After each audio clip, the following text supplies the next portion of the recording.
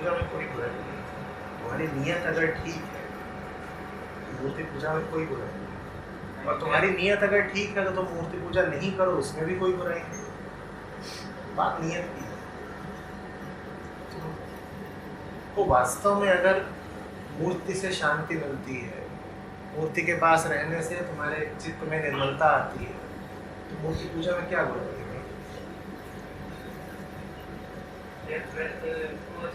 मतलब एक्स्ट्रा ले लेते हैं प्रेशर के मामले में है, तो फिर तो नियत ठीक नहीं है। मतलब नियत ठीक नहीं है तो कुछ भी करो तो उससे क्या? तबीयत ही खराब हो जा रही है और बच्चे के लिए व्रत, वो सब रूढ़िवादिता है, उससे फायदा नहीं। व्रत का असली मतलब अगर पूछो तो ये है कि कोई चीज इतनी प्यारी लगी कि उसके सानिध्य में खाना पीना भूल गए। व्रत तब हुआ जब खाना पीना भूल गए। और यहाँ 12 बजते ही पड़ते हैं।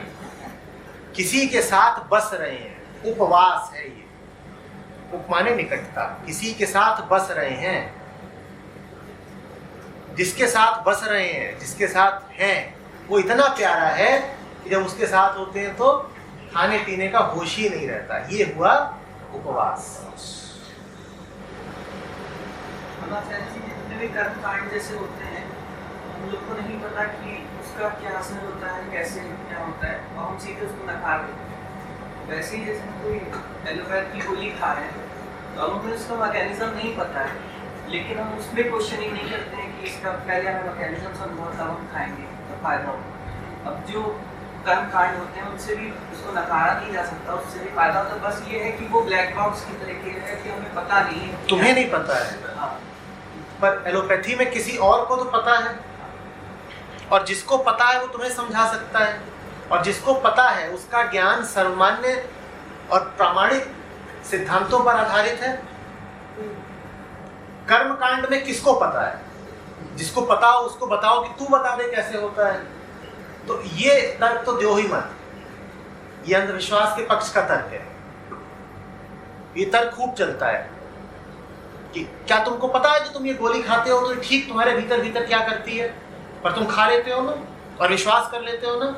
इसी तरह से जब हम बताएं कि शनि का तेल चढ़ाने से तुम्हें ये लाभ हो जाएगा तो मान लो। ये बेहुदा तर्क है, दे मत देगा। विज्ञान में जो कुछ भी होता है वो प्रयोगशाला में सिद्ध किया जा सकता है, और कोई भी जाके सिद्ध कर सकता है। प्रयोगशाला में तुम जाके प्रयोग करो, तुम करो, तुम करो, तुम करो, नतीजा एक आएगा। वहां प्रयोग करने वाले पे नहीं निर्भर करता नतीजा। इन कर्मकांडियों से भी कहो कि तुम भी कभी सिद्ध करके दिखा दो ना, और तुम जो सिद्ध कर रहे हो फिर वो एक सर्वमान्य बात होनी चाहिए, सार्वजनिक। वो कोई भी प्रयोग करे तो उसका नतीजा वही आना चाहिए। ये बेकार की बात है। वैसे मैंने देखा था, एक साहब थे, उनसे सवाल किया जा रहा था कि जन्नत जहन्नुम होते भी हैं, तो बोल रहे हैं इधर आओ। तुम अमेरिका गए हो?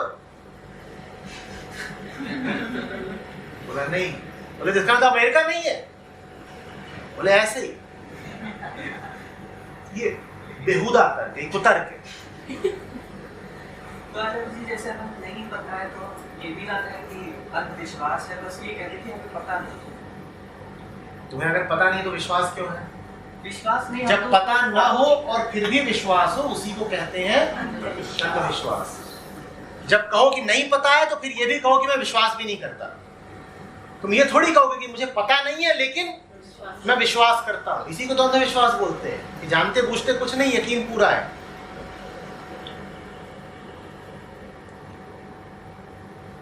अध्यात्म को बहुत गंदा बना दिया गया है अंधविश्वासियों के द्वारा, और अध्यात्म से ज्यादा वैज्ञानिक चीज दूसरी नहीं है। तो जी जैसे किसी न किसी को जो कर्म कांड कर रहा है उसको भी तो कुछ ना कुछ चाहिए कि उससे ये करेंगे तो ये अच्छा हो जाएगा। तो जहाँ नियत ही गड़बड़ आपकी होगी कुछ नहीं मिलेगा।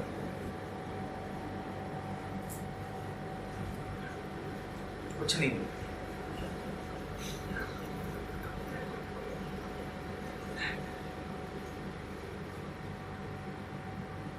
अभी दिल्ली में हुआ घटना है, दर्दनाक। एक ही परिवार के 11-12 लोग, वहां पर भी परिवार का जो नेता था उसे कुछ चाहिए था और उसका पूरा यकीन था कि ये ऐसे लटकने से मौत नहीं होगी।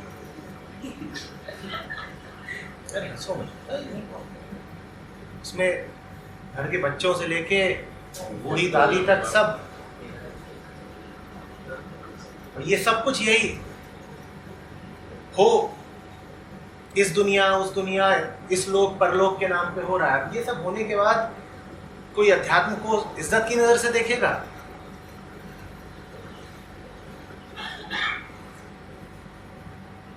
जब तक अध्यात्म से ये पंडे पाखंडी बाबे साफ नहीं किए जाते, तब तक कोई भी भला आदमी, पढ़ा लिखा आदमी, बुद्धिजीवी अध्यात्म की ओर आएगा ही नहीं।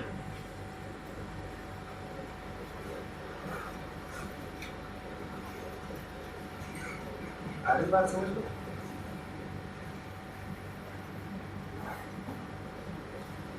मुझसे तो लोगों ने कहना शुरू कर दिया है कि आप अपनी दाढ़ी हटा दीजिए, ज्यादा लोग सुनेंगे आपको। अभी तो दाढ़ी रखने का मतलब ही यही होता है कि एक और आ गया धूर्त। दाढ़ी माने धूर्त। पर मुझे अच्छी लगती है तो लगती है, काहे जबरदस्ती मेरी दाढ़ी कैंची चला रहे हैं। इसमें भी कोई साइंस होगा? अरे साइंस कुछ नहीं है, हर चीज में। कृष्णमूर्ति सफाचट थे तो आध्यात्मिक नहीं थे, विवेकानंद भी सफाचट थे तो आध्यात्मिक नहीं थे। दाढ़ी रखने से आध्यात्मिक हो जाओगे? और कल को मेरा भी मन बदल गया, मैं भी हटा दूंगा तो तुम अनसब्सक्राइब कर दोगे। तो इसमें भी कहेंगे इसमें भी कोई बात नहीं। अरे कोई बात नहीं, आज मन है रखी है, कल हटा सकते हैं भाई। साइंस की बात कर रहा था, वही लोग जो है ना अंग्रेजवासी लोग साइंस से जो कभी और 2-3 टर्मिनोलॉजी यूज करते हैं, एनर्जी, क्वांटम क्वांटम आजकल नया दर भी बदला रहता है। सो वेवलेंथ,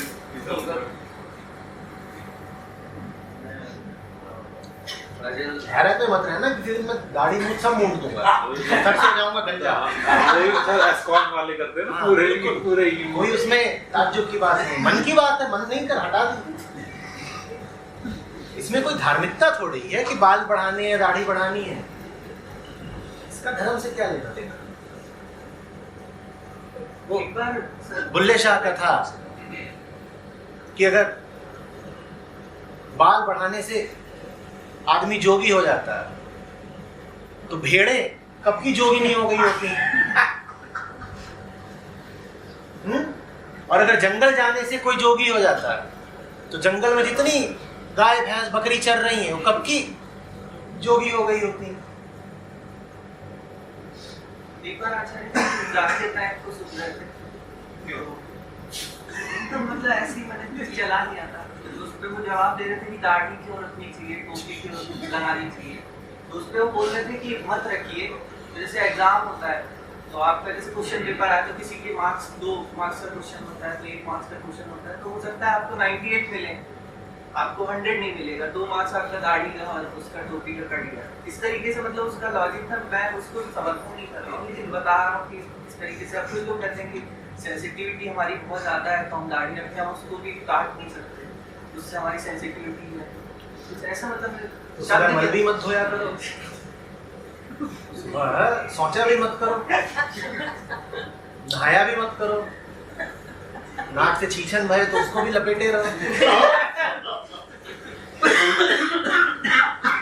कहाँ के तर्क हैं ये सेंसिटिविटी इतनी है कि गाड़ी के बारे में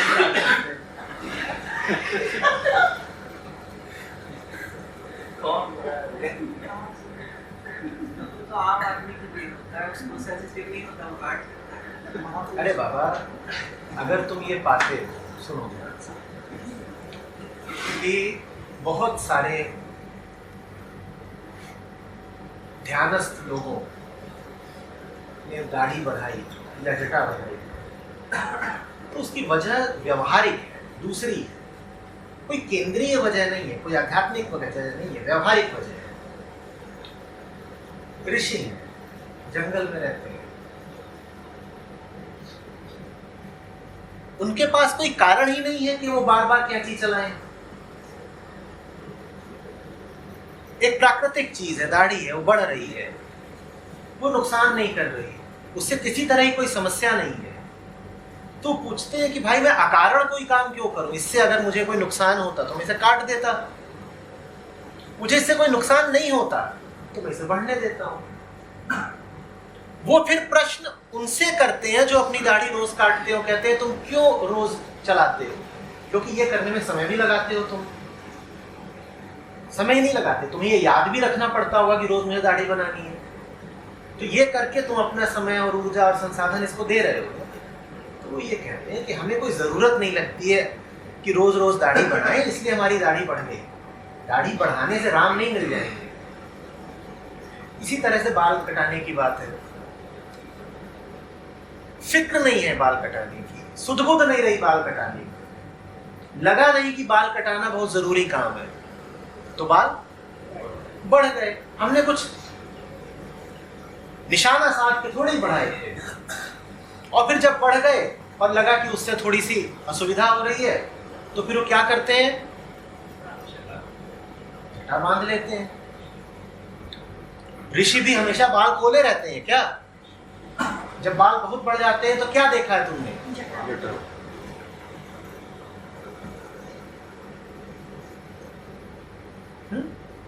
तो ये बात व्यवहारिक है, इसमें और कुछ नहीं। कितने वैज्ञानिक हैं जिनकी तुम दाढ़ियां देखोगे तो, कितने दार्शनिक हैं जिनकी तुम दाढ़ियां देखोगे तो। कार्ल मार्क्स की दाढ़ी देखी है? ऋषि जैसे लगते थे, इतनी। अब कार्ल मार्क्स अध्यात्म की ओर तो जा नहीं रहे थे, उनका तो ईश्वर में कोई विश्वास नहीं था, तो दाढ़ी इतनी लंबी क्यों थी? क्योंकि अपने काम में डूबे हुए थे, अपने काम में डूबे हैं। दाढ़ी बढ़ती है, बढ़ती रहे, हम अपना काम कर रहे हैं। भाई हमें दाढ़ी नहीं रोज काटनी। बात ये धर्म इत्यादि से कोई लेना देना नहीं है।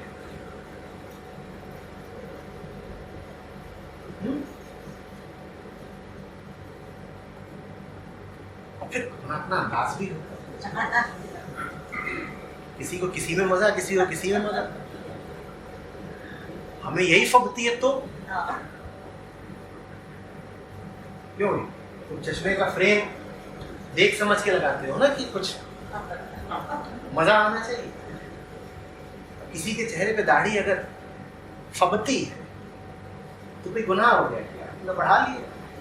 कभी नहीं भी बढ़ाएंगे, बुद्ध के नहीं दाढ़ी थी, उन्हें नहीं रखनी थी।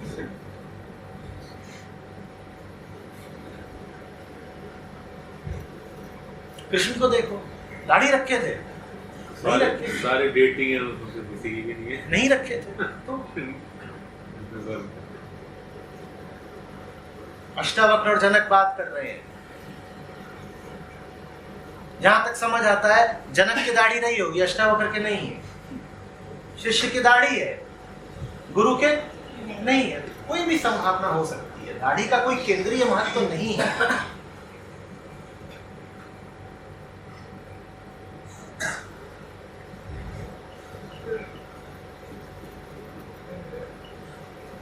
मिसलीडिंग डॉक्यूमेंट्रीज वगैरह काफी बन गई है ना, साइंस और लोग मिस इंटरप्रेट करके। अरे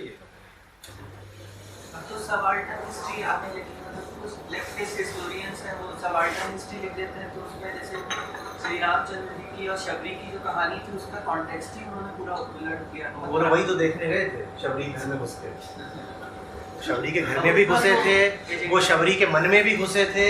उन्हें बिल्कुल पता था कि श्री रामचंद्र स्त्रियों के शोषक हैं और निम्न वर्गों के उत्पीड़क हैं। बिल्कुल उन्होंने रामचंद्र जी के मन में घुस के सारी शोषण की गाथा पढ़ी है। ये बड़े होशियार हैं। हमारी सोसाइटी में आज कल और मुझे घर पे भी ये बोला जाता है कि अगर किसी लड़की को पीरियड्स हो रहे हो तो तो किचन में नहीं जा सकती और किसी मंदिर में भी नहीं जा सकती।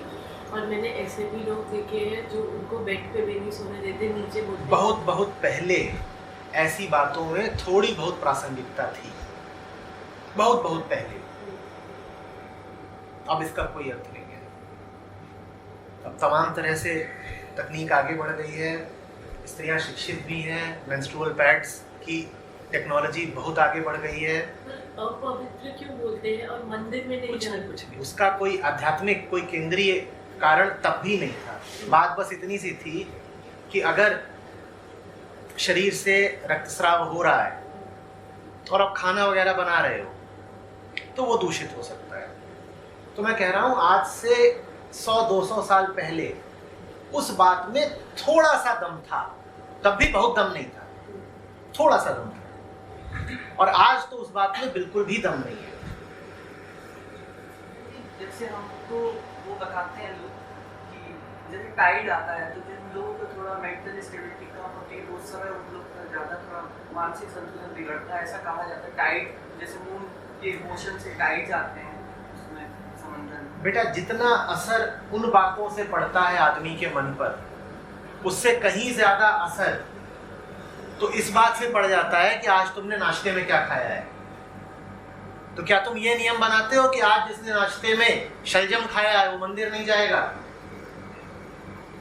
तुम्हें पता है तुम इतने लोग इस कमरे में बैठे हुए हो, इस वक्त इस कमरे में ऑक्सीजन का स्तर जरा कम हो गया होगा, पर तुम इस बात को बहुत बड़ी बात मान रहे हो क्या? बोलो, मान रहे हो? तो यही बहुत बड़ी बात हो गई कि स्त्री का मासिक समय चल रहा है तो इस वक्त उसके मन में थोड़ी 19-20 की हार्मोनल ऊंच नीच हो गई होगी। तो कौन सी बड़ी बात है? वो तो वैसे भी होती रहती है, वो तो वैसे भी होती रहती है, स्त्रियों के नहीं पुरुषों के भी होती रहती है। मैं नहीं इनकार कर रहा कि नहीं होती, बिल्कुल होती है। 4-5 दिनों में बिल्कुल ऐसा होता है कि शरीर में कुछ रसायनों का, हार्मोन्स का कम ज्यादा स्राव होता है। उससे मानसिक स्थिति पर भी थोड़ा असर पड़ता है, पर मानसिक स्थिति पर तो इस बात का भी असर पड़ता है कि आज बादल निकले हैं या बारिश हो रही है या सूरज चमक रहा है। बोलो, उस बात से मन बदल जाता है कि नहीं बदल जाता है? तो तुम क्या कहते हो कि जिस दिन बादल निकले होंगे उस दिन मंदिर में दर्शन को नहीं जाएंगे? तो छोटी बात को बहुत तूल नहीं देना चाहिए। छोटी सी बात को इतना महत्वपूर्ण नहीं है, वो महत्वपूर्ण नहीं है भाई। फिर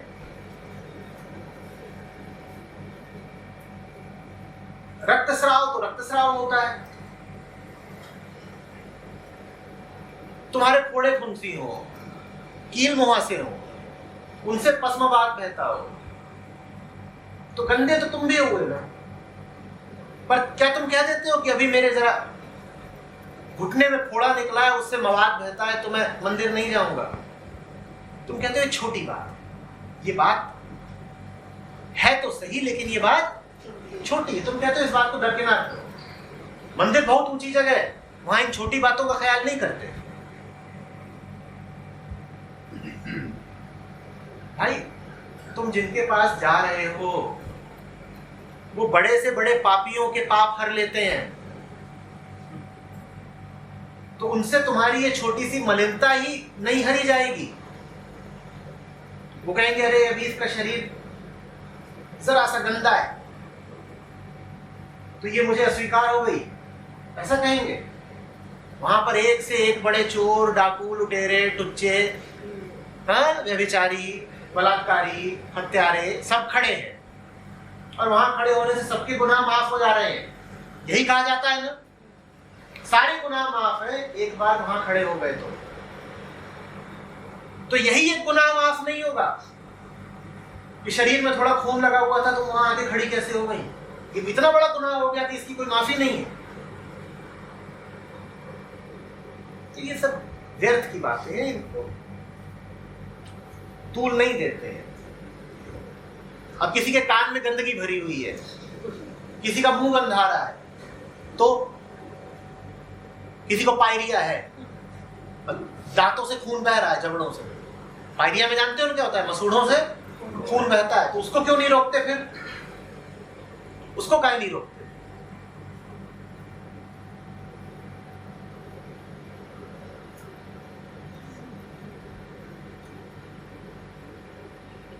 बाकी अपनी शारीरिक स्वच्छता की जिम्मेदारी स्त्री की है। ये स्त्री को खुद देखना होगा कि वो साफ रहे, ढंग से रहे, क्योंकि उसका सेहत पर भी असर पड़ता है। साफ अगर नहीं हो तो कई तरह की बीमारियां भी लग सकती हैं, संक्रमण। ये स्त्री को खुद देखने दो। तुम अगर बहुत इस समस्या से ताल्लुक रखते हो तो मेंस्ट्रुअल हाइजीन को लेकर के जरा ज्ञान बढ़ाओ, चेतना बढ़ाओ। ये सब व्यर्थ की बातें हैं कि चांद बढ़ता है तो समुद्र में तरंगें बढ़ती हैं, वैसे ही औरत का दिमाग खराब हो जाता है।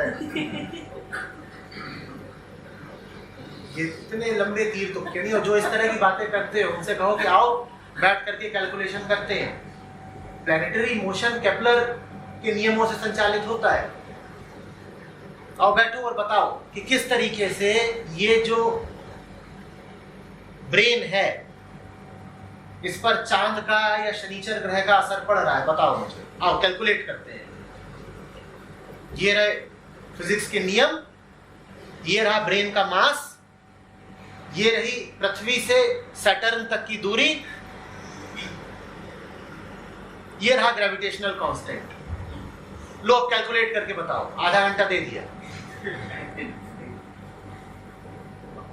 लो करो। सारी मम्बो जम्बो एक झटके में उतर जाएगी।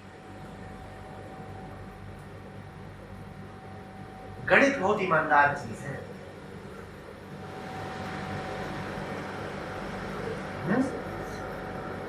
आचार्य जी, जैसे इंट्यूशन है, इंट्यूशन जो है सीधे उस पर पहुंच गया, रिजल्ट पे उसने बता दिया ये होता है, लेकिन अब उसकी बेसिक प्रक्रिया क्या है, क्या साइंस है उसकी, या क्या मैकेनिज्म है, ये हमें नहीं पता।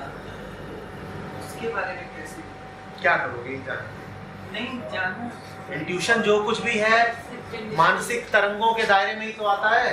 तुम्हें कुछ अनुभव हुआ, जैसे 50 अन्य अनुभव होते हैं, वैसे ये हो गया। इसमें इतनी रुचि क्यों रख रहे हो?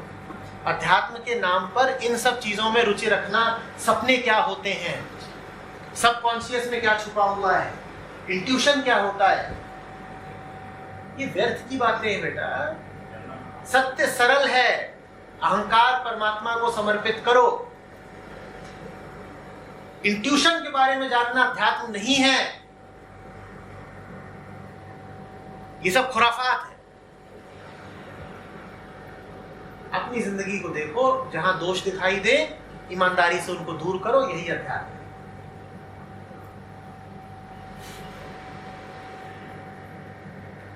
विज्ञान बेटा बहुत ईमानदार चीज होती है, बहुत ईमानदार। तुमको पता है एयर कंडीशनर चल रहा है,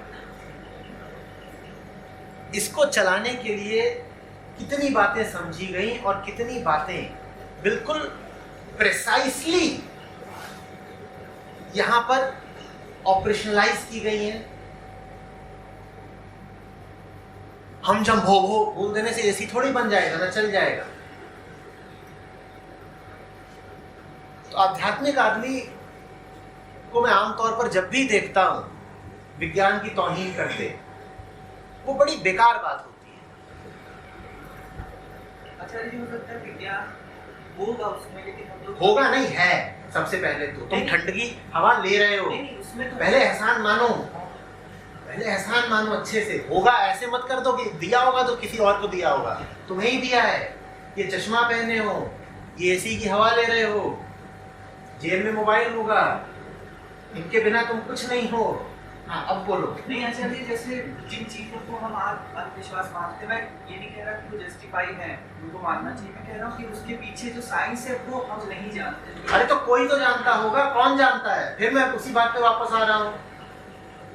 ये क्वेश्चन, यही बात है, ये एक क्वेश्चन नहीं है, यही है। कोई साइंस है भी? साइंस एक ही होती है, जो साइंस है नहीं होती। साइंस तो एक होती है। आचार्य जी, जैसे रामानुजन जब उनसे पूछा गया तो उन्होंने कहा था मेरी डिग्री है मैथमेटिक्स की, वो बहती है मैथमेटिक्स मेरे अंदर से। कहते हैं कि जैसे आप कितनी भी तेज हो। ये रामानुजम पोएट्री कर रहे हैं, पर रामानुजम ने जो कुछ बोला वो बात वेरीफाइबल है, प्रामाणिक है। रामानुजम जो कर रहे हैं वो किसी और को समझा सकते हैं, दिखा सकते हैं, और दूसरा भी समझ जाएगा तो वही करेगा जो रामानुजम कर रहे हैं। लेकिन उन्होंने उस समय इक्वेशंस दे दी ब्लैक बोर्ड की, उस समय तक मतलब किसी ने सोचा था कि तो जब न्यूटन ने इक्वेशन दी तो उसकी इक्वेशन भी तब तक किसी ने सोची नहीं की। तो उन्होंने जो इक्वेशंस दी वो पिछले सिद्धांतों के खिलाफ नहीं थी, वो पिछले सिद्धांतों पर आधारित थी। विज्ञान इसीलिए प्रामाणिक है। तुम्हें आज कुछ पता है, तुम्हें आज जो पता है उसको आधार बना के आगे कोई और बात कही जाती है।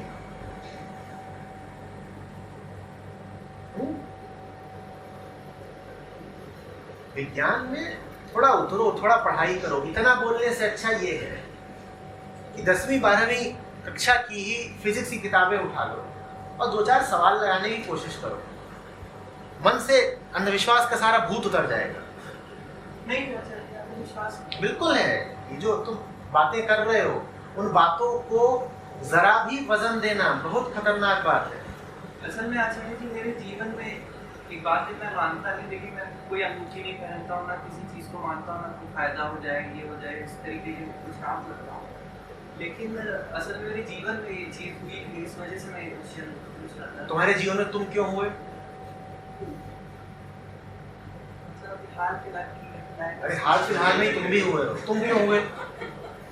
सिर्फ इसलिए कि तुम्हारे जीवन में कुछ हो गया, वो पराभौतिक हो गया। उसका मेरे पास एक्सप्लेनेशन नहीं है। तुम्हारे पास तो ये भी एक्सप्लेनेशन नहीं है कि तुम क्यों हो, तो इसका मतलब तुम कोई जादुई चीज हो। तुम क्यों हो बताओ। जो भी बात है, तुम हो चाहे तुम्हारे जीवन में कोई घटना घटी हो, अनुभव के दायरे की है ना।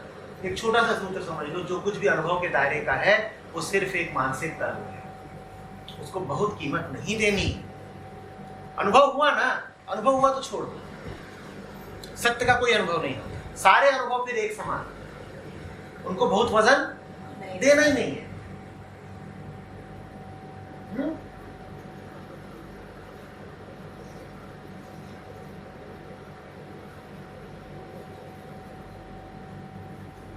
यही सब कर करके तो रीकी और past life regression, energy healing और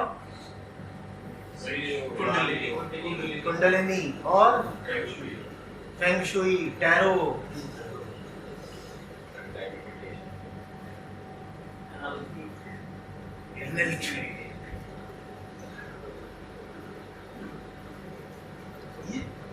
इन लोगों को जो करना हो करें, बस इसको अध्यात्म ना बोलें। सबको अपना अपना फितूर चलाने का हक है, बस इसको अध्यात्म मत बोलो।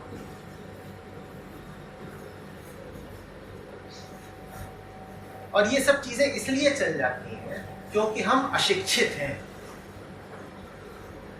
तुम ये बातें किसी विज्ञान पढ़े लिखे आदमी से थोड़ी कर पाओगे। ये बातें हम पर इसलिए चल जाती हैं क्योंकि हमारी शिक्षा व्यवस्था ने हमें ठीक से खड़ा नहीं कराया है। खास तौर पर विज्ञान में हम बहुत कमजोर हैं। बहुत सारे लोग तो 10वीं के बाद विज्ञान पढ़ते ही नहीं।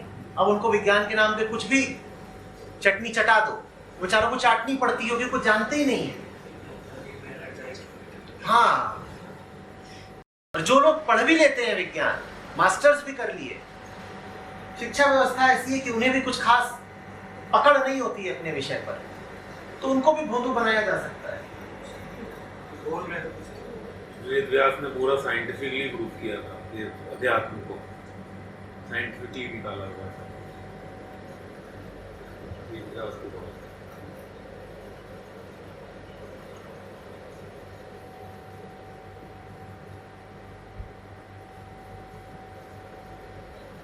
मन को देखो, मन में क्या चल रहा है। बस, और कुछ बहकने के लिए तरीके बहुत हैं।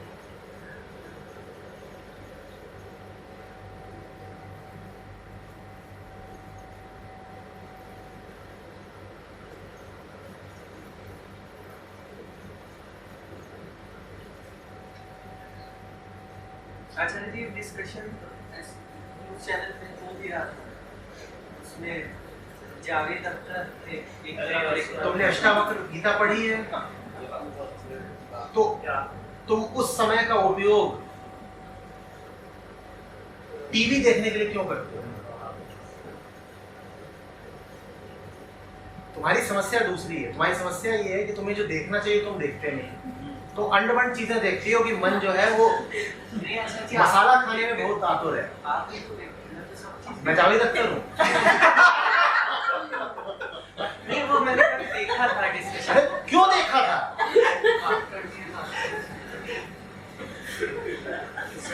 जियो की वजह से हो रहा है, सबकी बहुत डेटा है। थोड़ी देर पहले तुमने एक और सज्जन का नाम लिया, कुछ देर पहले तुमने एक और सज्जन का नाम लिया, मैंने इनको भी देखा था, मैंने इनको भी देखा था, मैंने इनको भी देखा था। मैं आचार्य सबकी बात सुनता हूँ, सुनो सबकी बात, लेकिन अच्छी लगती है बात। अच्छी किसको लगती है? जब तुम अभी वही नहीं हो जिसे समझ में आए कि क्या सही क्या गलत, तो तुम भटको हर जगह। और ये बड़े से बड़ा गुनाह है कि हम तो सबकी सुनते हैं। तो सबकी सुनते हो तो बाहर वहां चौकीदार बैठा है, जाके उसकी सुनो ना। यहाँ क्या कर रहे हो? इस सत्संग में जाओ, सबकी माने सबकी। भाई बाहर एक छोटी छोटी लड़कियां घूम रही हैं, जाके उनसे कहो कि समाधि बता दीजिए, उनकी भी सुनो। कि क्या मूर्खता है? नहीं उसके बाद आचार्य जी फैसला ले सकते हैं कि आपको बात। कौन फैसला लेगा? कौन फैसला लेगा? तुम इस लायक हो भी फैसला ले पाओगे? फैसला कैसे लेना है ये भी तो कोई सही आदमी ही तुम में जागृत करेगा। नहीं, फैसला तो शराबी भी लेता है। फिर वो कहे कि मैं हर तरह की चखूंगा फिर फैसला लूंगा, तो कैसा फैसला लेगा वो? अभी तुम बात कर रहे थे YouTube के 180 व्यूज की, उनके मिलियंस ऑफ व्यूज कर कौन रहा है? तुम्ही जैसे लोग तो कर रहे हैं जो कहते हैं कि हम सब कुछ देखते हैं। अब समझ में आया कि क्यों नहीं अपने भाई को या जो भी था समझा पा रहे?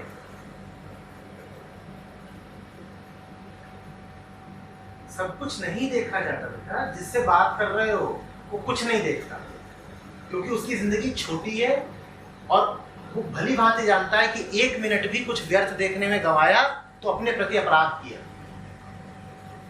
सब कुछ देखते हो तो YouTube पर पॉर्न भी देखो, सब कुछ ही देखते हो तुम, तो फिर फैसला करना।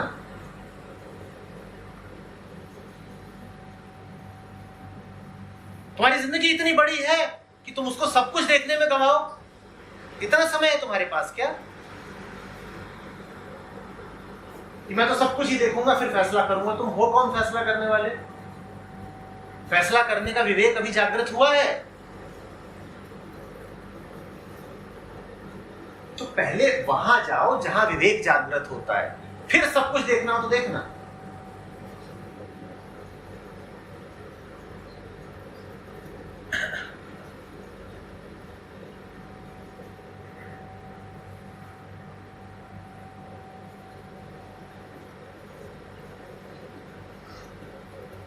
एकनिष्ठ होना पड़ता है।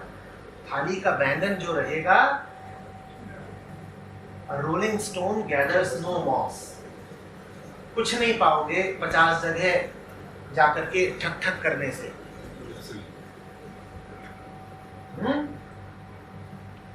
और मैं नहीं कह रहा कि तुम मेरे पास ही आओ, तुम्हें जिसकी सुननी है उसकी सुनो। तुम चले जाओ कबीर साहब के पास, तुम विवेकानंद के पास चले जाओ, तुम अष्टावक्र के पास चले जाओ, तुम गुरु नानक देव के पास चले जाओ, पर भाई जहां जाओ वहां वफादारी निभाओ। ये नहीं कि एक के बाद एक अच्छा ये भी कुछ बोल रहे हैं। लेकिन आचार्य जी सबको सुनने के बाद, फिर सबको सुनने के बाद तुम्हें समझ में नहीं आ रहा है कि तुम सबको क्यों सुन रहे हो? नहीं आचार्य जी मतलब पढ़ने के बाद तुम्हें नहीं समझ में आ रहा है तुम सबको क्यों पढ़ रहे हो? तुम सबको इसलिए पढ़ रहे हो क्योंकि तुम्हें ये पता ही नहीं है कि क्या पढ़ने लायक है। तो सबसे पहले ये पढ़ो कि पढ़ने लायक क्या है।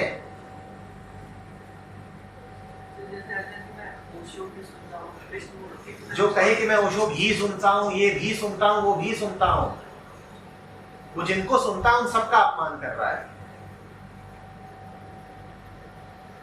आपके बारे में जैसे नहीं जानता था पहले, तो मैंने भी आपको सुना तब यहाँ पे आया।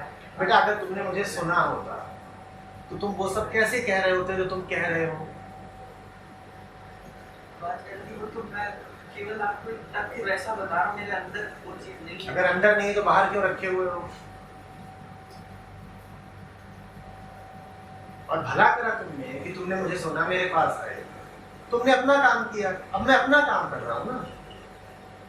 तुम्हारा काम था कि तुम सुन के आ गए, मेरा काम है कि आ गए हो तो तुम्हें सही रास्ता दिखाऊं।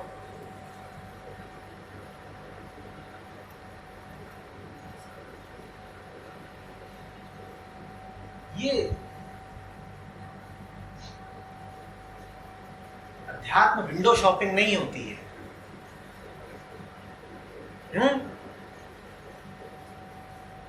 कि चौक गए, वहां हर दुकान में चिकन तो एक ही मिल रहा है, तो बस ये देखना है कि 700 में कौन दे रहा है और 680 में कौन दे रहा है। हर जगह जाकर के मोल भाव कर रहे हैं, भैया कितने का कुर्ता दिया?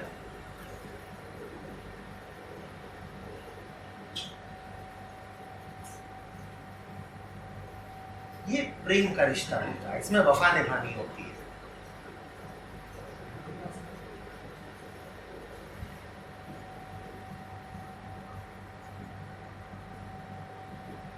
कबीर साहब के पास जाओगे, जितनी बातें उन्होंने ये समझाने के लिए करी है कि गुरु की महत्ता क्या है, उतनी ही बातें तुम्हें ये सावधान करने के लिए करी हैं कि अगर गड़बड़ गुरु के चक्कर में फंस गए तो कितने नरकों में फिरोगे। सावधान रहना। और गुरु माने यही नहीं होता कि कोई व्यक्ति, एक वीडियो भी गुरु है। जो ही चीज तुम्हें बस में कर ले, तुम जिसका ही अनुकरण करने लगो, वो गुरु हो गया।